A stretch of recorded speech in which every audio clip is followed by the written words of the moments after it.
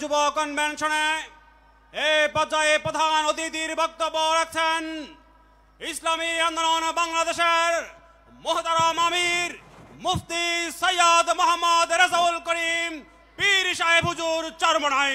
নারায়ে তাকবীর, আল্লাহু আকবার। নেতা নয় নীতি চাই, পীর সাহেব চরমনাই। সারা বাংলায় শুনতে পাই, পীর সাহেব চরমনাই। সংসদে দেখতে চাই, পীর সাহেব চরমনাই। মার্কা কি আছে? এই কোনটা মার্কা? হাত পাখা। এবার বলো, হাত পাখা। সংসদে হাত পাখা। সারা বাংলায় হাত পাখা। নারায়ে তাকবীর। আসসালামু আলাইকুম ওয়া রাহমাতুল্লাহি ওয়া বারাকাতুহু। আলহামদুলিল্লাহি ওয়া কাফা ওয়া সালামুন আলা ইবাদিহিল্লাযীনা ইসতাফা। আম্মা বা'দ। ফাআউযু বিল্লাহি মিনাশ শাইতানির রাজীম। বিসমিল্লাহির রহমানির রহিম। যাহারাল ফাসাদু ফিল বাররি ওয়াল বাহরি বিমা কাসাবাত আইদিন নাস। সাদাকাল্লাহুল আলিয়্যুল আযীম। সবাই দুরূদ শরীফ পড়ি। আল্লাহুম্মা সাল্লি আলা সাইয়্যিদিনা নাবিয়িনা শাফিঈনা ওয়া হাবিবিনা ওয়া মাওলানা মুহাম্মদ সাল্লাল্লাহু আলাইহি ওয়া আলা আলিহি ওয়া আসহাবিহি ওয়া বারাক ওয়া সাল্লাম। ইসলামী আন্দোলন বাংলাদেশের সহযোগী একটা সংগঠন ইসলামী যুব আন্দোলন আজকে ঐতিহাসিক সরোয়ার্দী উদ্যানে আজকের যে যুবকরা যে সম্মেলন আমাদেরকে উপহার দিয়েছে, আমি বলবো ঐতিহাসিক ময়দানে ঐতিহাসিক যুব কনভেনশন। লক্ষাধিক যুবক উপস্থিত হয়েছে, আমি যেটা অনুমান করেছি এবং যতটুকু তথ্য আমার কাছে আছে। আমি তোমাদেরকে ধন্যবাদ জানাই, কারণ আমরা যে আশা চিন্তা আকাঙ্ক্ষা নিয়ে আমরা যে মাঠে ময়দানে কাজ করছি, তার আজকে আমাদের আশার অনেকটা বাস্তবতা তোমাদের কনভেনশনের মাধ্যমে তোমরা আজকে আমাদেরকে দেখিয়েছ। শুকরিয়া আদায় করি। আল্লাহ রাব্বুল আলামিন তোমাদেরকে জাযায়ে খায়ের আল্লাহ দান করুক। কথা বেশি লম্বা না করে, যেহেতু আসরের নামাজের সময় একেবারে এসে গেছে, আমি যুব কনভেনশনের মাধ্যমে আমি তোমাদের সামনে যে আয়াত শরীফ তেলাওয়াত করেছি, আয়াতের মাধ্যমে মূলত বোঝাতে চাই, আল্লাহ রাব্বুল আলামিন বলেছেন জেহাদ করো করার মতো। আজকে তোমরা জানো বাংলাদেশ সহ তামাম দুনিয়ার মধ্যে যে নীতি আদর্শ বাস্তবায়নের চেষ্টা চলছে, সেই নীতি আদর্শের মাধ্যমে মূলত দুনিয়াতে শান্তি ব্যক্তি পর্যায় থেকে শুরু করে সমাজ রাষ্ট্র কখনো দেখে নাই, কোনো দিন পায় নাই, পাবে না। একমাত্র একটা নীতি আদর্শ, যেই নীতি আদর্শের নাম হলো ইসলাম।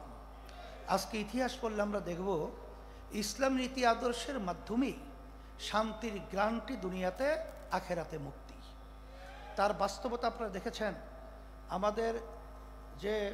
আমাদের দাদু যে কথা বলেছেন, এই হিন্দু ঐক্যজোটের সভাপতি, তিনি ইসলামী আন্দোলনের ব্যাপারে বলেছেন যে আমরা দেখেছি সেই ৭১ থেকে শুরু করে ইসলামী নীতি আদর্শ যারা আমরা লালন করি, আমাদের কি চরিত্র, আমাদের কি আদর্শ, আমাদের কি কার্যক্রম।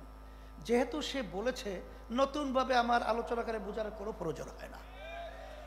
এখন কথা হলো এতটুকুই যে সামনে আমাদের জাতীয় নির্বাচন আসবে। এই নির্বাচনের মধ্যে সবচেয়ে এই নীতি আদর্শ বাস্তবায়নের জন্য উল্লেখযোগ্য ভূমিকা পালন করতে হবে যুবকদের।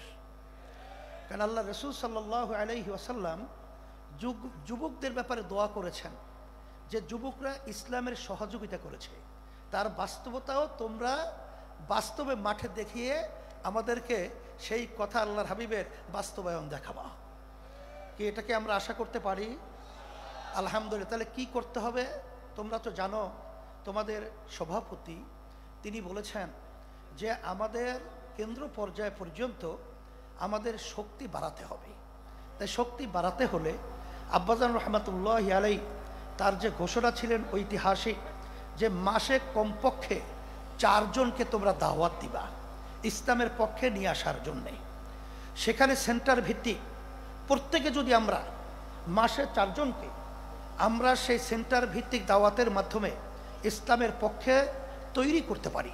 আমার মন বলছে সেদিন বেশি দেরি নয় যে বাংলাদেশের মধ্যে রাষ্ট্রীয় পর্যায়ে ইসলামী নীতি আদর্শ আল্লাহর রহমতে বাস্তবায়ন হবে। এই কাজটাকে আমরা করতে রাজি আছি। আল্লাহ আপনি কবুল করে নেন। সাথে সাথে আমি বিশেষ করে 53 বছর স্বাধীনতায় যারা দেশ পরিচালনা করেছে তাদের নতুন কিছু বলার মতো, বাংলাদেশের মানুষকে নতুনভাবে কিছু উপহার দেওয়ার মতো নতুন কোনো কথা তাদের মধ্যে নাই, আর দিতেও পারবে না। কারণ আমরা সেটা দেখে ফেলেছি। গ্রাম্য একটা কথা আছে যে ওই গোদা পা দিয়ে যে লাথি মারবার শক্তি থাকে না, এটা আমাদের জানা হয়ে গেছে। তা আপনারা দেশ 53 বছর পরিচালনা করেছেন, আমাদেরকে আপনারা কি দিয়েছেন? আর নতুনভাবে আমাদেরকে ও পা দেখায় আর ভয় দেখানো, আশা দেখায় লাভ নাই। এখন পরিবর্তন করতে হবে। আর যদি এর পরিবর্তনের সুযোগ এখন 5ই আগস্টের পরে ইসলামের পক্ষে যেভাবে তৈরি হয়েছে, 53 বছর ইতিহাসে এত সুন্দর ইসলামের পক্ষে পরিবেশ তৈরি হয় নাই। আমি তোমাদের সামনে যে আয়াত শরীফ তেলাওয়াত করেছি, আল্লাহ বলেছেন জিহাদ করো করার মতো। এখানে আমাদের কার্যক্রম যদি করার মতো করতে পারি, আমার তো মন বলছে বাতিল কখনোই বাংলার জমিনে মাথা উঁচু করে দাঁড়াতে পারবে না, সাহস পাবে না। ওরা বাংলার জমিনের মধ্যে সেই মাথা নিচু করেই থাকতে হবে ইনশাআল্লাহ তোমাদের তৎপরতায়।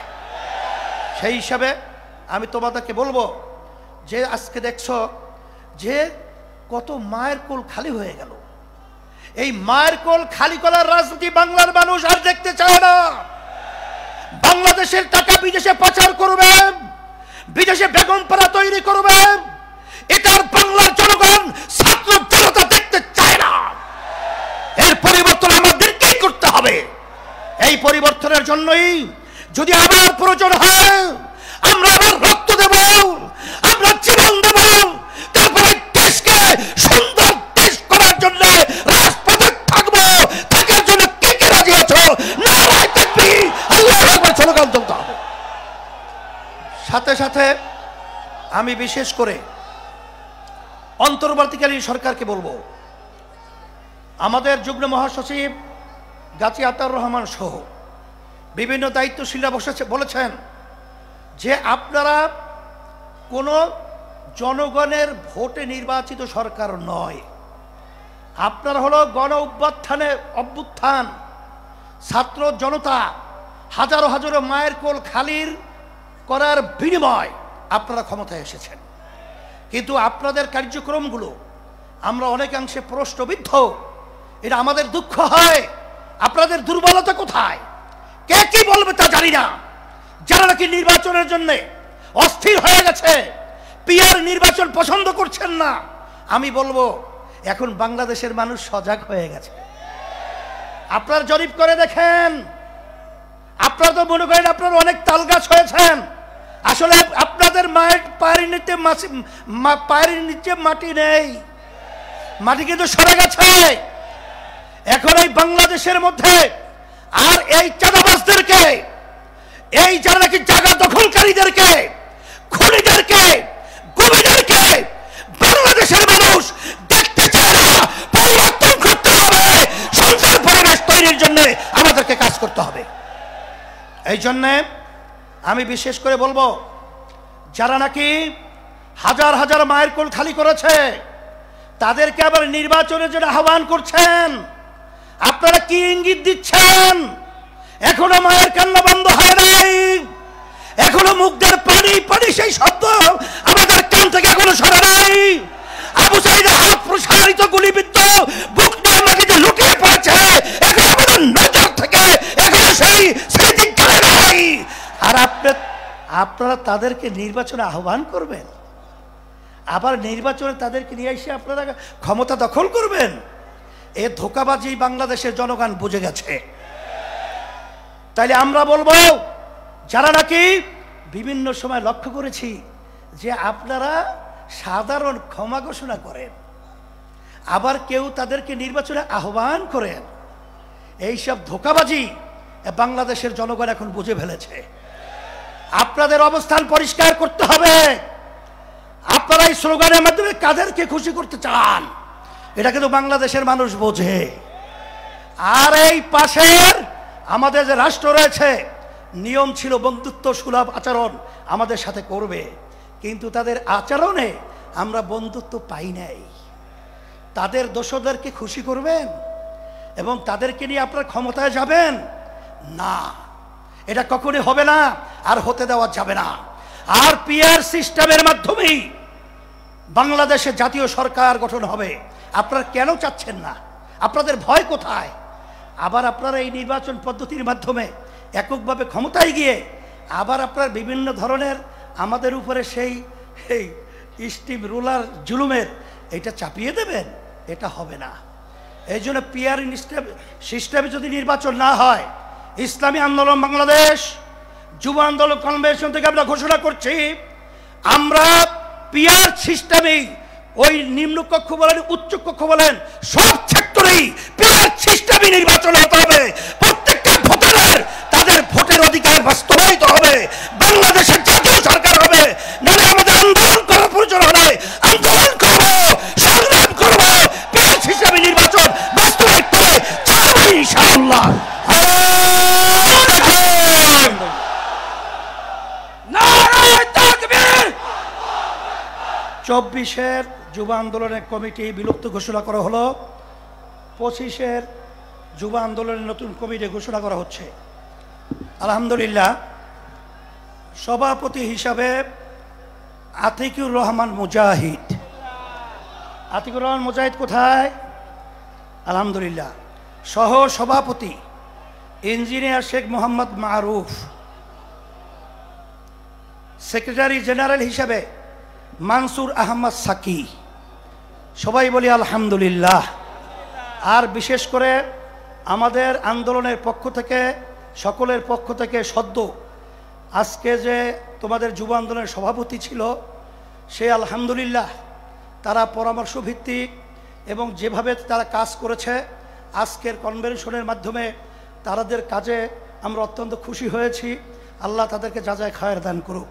রব্বানা আতিনা ফিদ দুনিয়া হাসানা ওয়া ফিল আখিরাতি হাসানা ওয়া কিনা আযাবান নার। ওই শপথ পড়ার লাগবে না? আচ্ছা আসো, বলো বিসমিল্লাহির রহমানির রহিম।